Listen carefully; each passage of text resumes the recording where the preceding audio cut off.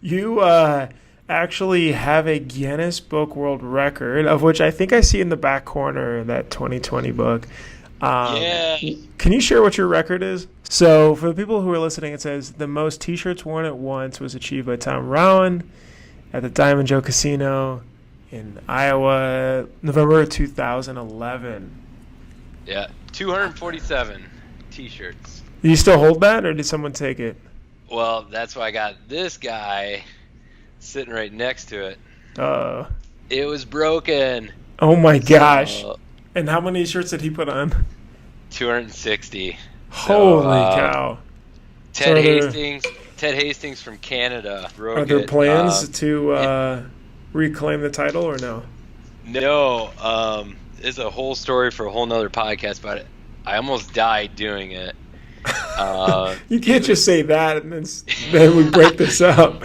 It was so difficult. The amount of weight and pressure on your shoulders and back and neck was way more than I anticipated.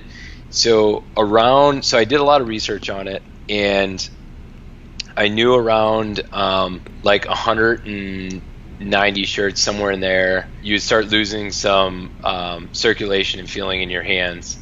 Because other people had done that, like someone was trying to do it on a talk show, and they had paramedics there that shut it down because the guy's like, oh, I can't feel my hands.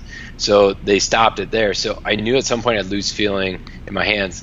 What I didn't know is it would go all the way up to my shoulders. So at like 170, I couldn't feel my hands. I couldn't feel my shoulders. I couldn't feel like any of my arms. Like it was just a really weird thing because the pressure on your arms and keeps shoulders the blood from flowing. Yeah, just cut off the blood flow.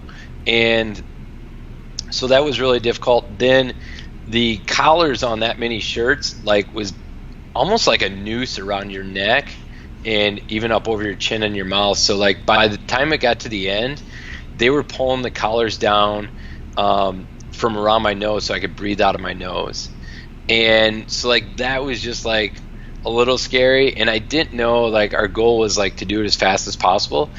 And the reason for that was we wanted to get to the record before my body realized what was going on, because I didn't know if that loss of circulation and blood flow would trigger something else, what was going to happen medically. And so it was probably not real good to do, and if I knew it was going to be that difficult, I wouldn't have attempted it. And that's why I would never try it again. Holy cow. That's incredible. At least, congratulations, I guess, though. That's still a really cool thing. That's not a very common thing to hold a previous record, even. Yeah, but it's win the Super Bowl or World Series. You only have to do it once to say that you were a record holder. Right. That's awesome, Tom.